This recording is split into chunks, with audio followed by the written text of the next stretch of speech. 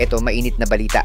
Good news at bad news mga sir. Dahil Justin Brownlee, wala daw suspension na matatanggap mula sa FIBA at makakapaglaro ito sa FIBA Asia Cup ayon sa mga report online. Pero yan ay kung makukuha daw ng SBP ang opisyal na statement mula FIBA Federation na negative si JB.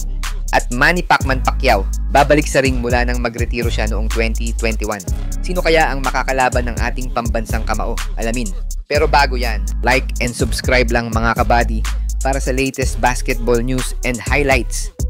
Sinisigurado na ng Samahang Basketball ng Pinas o SBP na may Justin Brownlee tayong makikita sa FIBA Asia Cup sa August. Yan ay matapos makumpirma ng mga source mula SPIN na walang suspension na ipapataw sa ating naturalized player na si JB kahit na wala pang opisyal na pahayag ang FIBA patungkol dito. Salungat nga yan sa mga naunang kumalat na may nakitang banned substance sa katawan ni JB matapos ang laro nito sa last FIBA Asia Qualifiers kalaban ng New Zealand. Pero ayon kay SBP President Al Panlilio ay hindi muna sila magpapakampante hanggat wala pa ang opisyal na pahayag mula sa FIBA. Pero positive sign naman daw na marinig sa lumalabas na news online makakapaglaro itong si JB sa FIBA Asia Cup. Gusto daw ni Panlilio na manggaling sa bibig mismo ng FIBA na walang suspension si Brownlee. Inatasan na daw niya ang kanyang executive directors na direktang tanungin ng FIBA patungkol sa issue na to kay JB.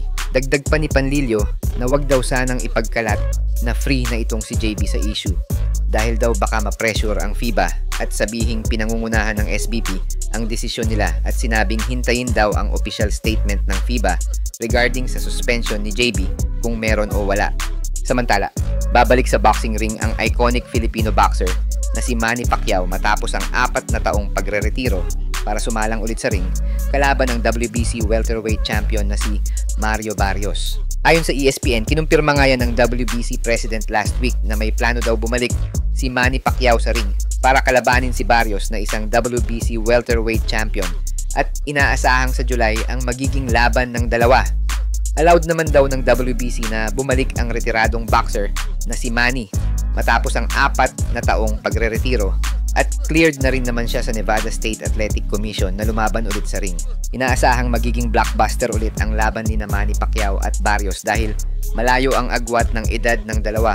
Kumbaga Battle of Ages ang magiging tema ng laban nila. Kasalukuyang may record na 29-2 si Barrios, 18 dyan ay knockouts at isang draw at 62-8 naman si Manny Pacquiao na may 39 knockouts.